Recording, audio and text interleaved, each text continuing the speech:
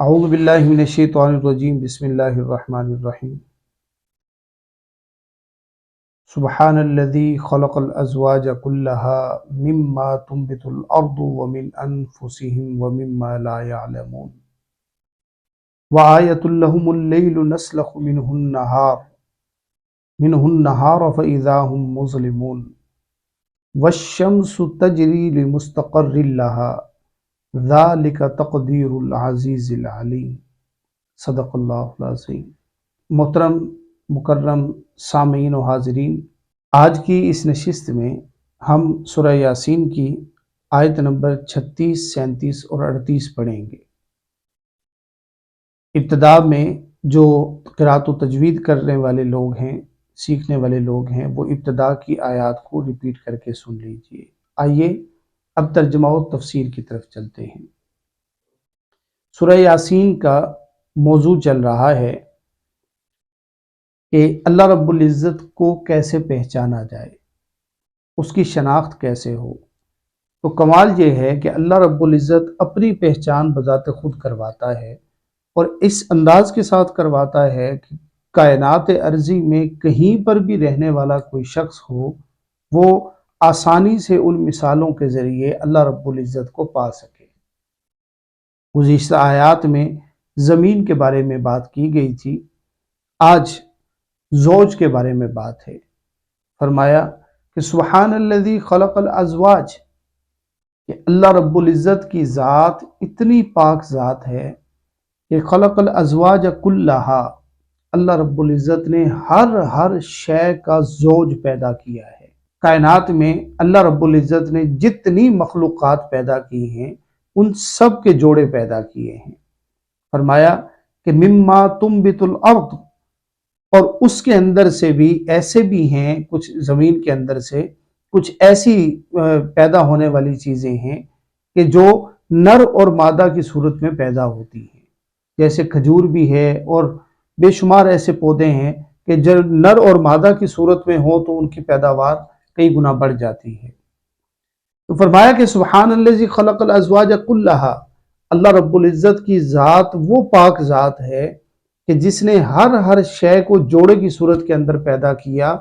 اس میں سے مما تنبت الارض، زمین سے پیدا ہونے والی چیزیں بھی، ومن انفسہم، اور اے انسانوں تم بذات خود بھی، تو ومما لا یعلمون، اور بہت سی کائنات کے اندر چیزیں ایسی ہیں کہ جو ابھی تک انسان کے علم میں نہیں آ سکی۔ تو گویا تفصیلی ترجمہ اس کا یوں ہوگا کہ اللہ کی ذات وہ پاک ذات ہے کہ جس نے کائنات کی ہر شے کو جوڑے کی صورت کے اندر پیدا کیا ہے، چاہے وہ زمین سے پیدا ہونے والی ہو یا چاہے انسانوں میں سے ہو، اور بہت سی چیزیں ایسی ہیں جن سے ابھی تک انسان لا علم ہے۔ یہ اللہ رب العزت اپنی قدرت کاملہ کا اظہار کر رہا ہے کہ میں وہ ذات ہوں کہ جس نے پودوں کے اندر بھی نر اور مادہ پیدا کیے، مخلوقات کے اندر بھی، چرند پرند میں بھی، جانوروں میں بھی، حشرات الارض میں بھی، اور بذات خود انسانوں میں۔ اور ابھی تک کائنات بہت زیادہ ایکسپلور کی جا چکی ہے، لیکن ابھی تک تمام کی تمام تو ایکسپلور نہیں ہوئی۔ ہزاروں جہتیں ایسی ہیں کہ جس میں ابھی تک آ کے سمجھ نہیں آ رہی کہ کائنات کہاں تک ایکسپینڈ ہو رہی ہے، اس کے کون سے چھپے ہوئے راز ہیں، کون سے گوشے ہیں جہاں تک انسان نے ابھی پہنچنا ہے۔ یہ بہت طویل سفر ابھی بقایا ہے۔ تو گویا اللہ رب العزت نے اپنی ذات کا تعارف اس انداز کے ساتھ کروایا کہ سبحان الذی خلق الازواج کلہا، اللہ کی ذات وہ پاک ذات ہے کہ جس نے ہر شے کو جوڑوں کی صورت کے اندر پیدا کیا، مما تنبت الارض ومن انفسہم، چاہے وہ زمین کے اندر سے پیدا ہونے والی چیزیں ہیں یا انسانوں کے اندر سے ہیں، ومما لا یعلمون، اور ابھی بہت سی چیزیں ایسی ہیں جن سے انسان بے خبر ہے۔ اور پھر اگلی علامت اللہ رب العزت اپنی ذات کی پہچان کے لیے بتاتا ہے۔ فرمایا کہ وَآیَةٌ لَهُمُ اللَّیْلُ، کہ ان لوگوں کے لیے رات کا آنا بھی ایک نشانی ہے۔ نَسْلَخُ مِنْهُ النَّہَارَ، ہم رات کو چیر کر، رات کو پھاڑ کر اس کے اندر سے دن کو نکال کے لے کے آتے ہیں۔ فَإِذَا هُمْ مُظْلِمُونَ، اگر اللہ ایسا نہ کرتا تو یہ اندھیروں کے اندر ہوتے، یہ اندھیروں کے اندر رہ جاتے، یہ ظلمات میں رہ جاتے۔ یہ اللہ رب العزت کی اگر کرم نوازی نہ ہوتی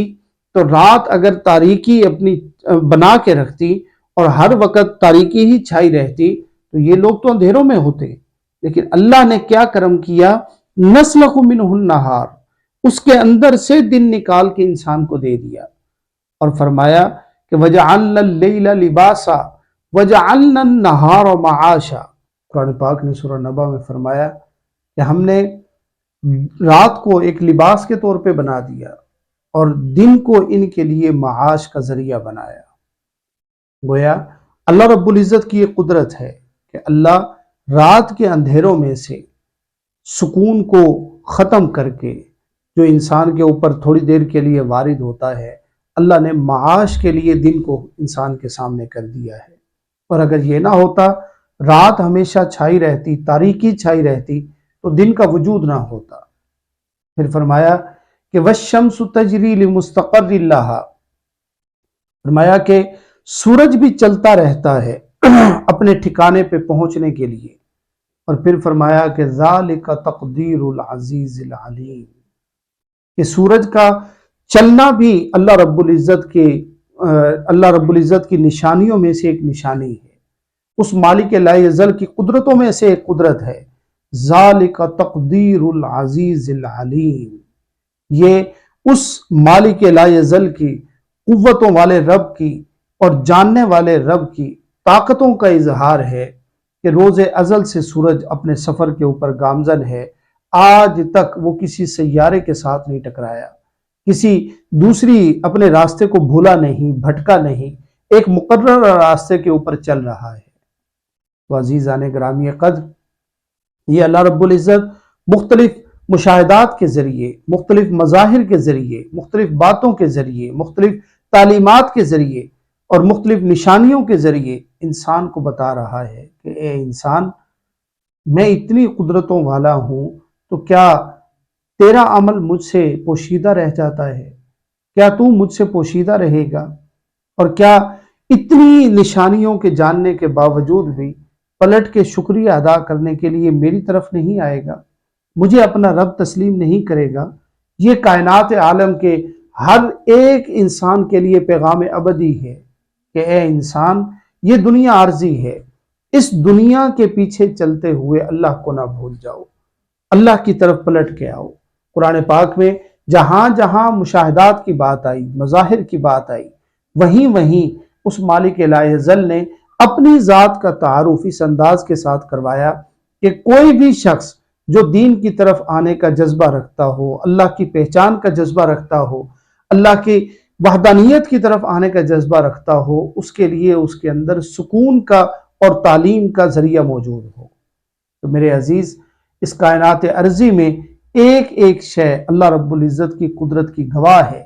اس کی قدرتوں کو پہچانیے اور اس کی پناہ میں، اس کی رحمت کی پناہ میں آنے کی کوشش کیجیے۔ والسلام علیکم ورحمۃ اللہ وبرکاتہ۔